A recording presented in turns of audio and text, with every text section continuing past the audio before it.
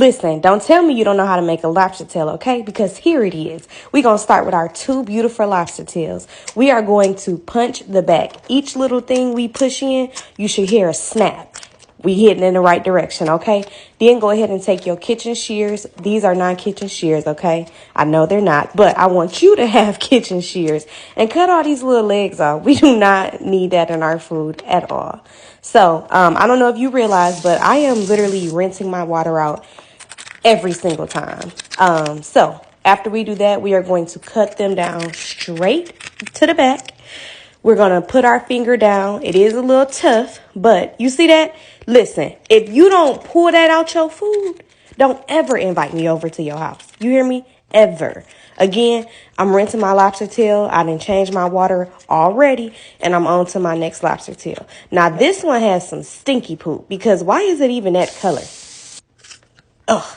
Anyway, go ahead and get you some melted butter. Throw your garlic down. And then these are the seasonings that I'm using. What I like to do is put my seasonings in my butter and then actually mix that in and then put it on my lobster tail.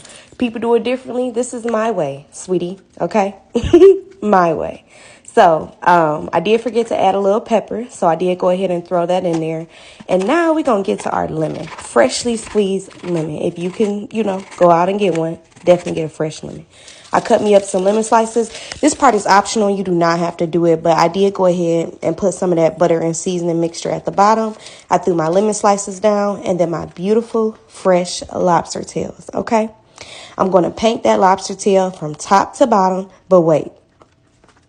There's more. Lift that sucker up and paint the other side. Get that seasoning all throughout there, please. Thank you.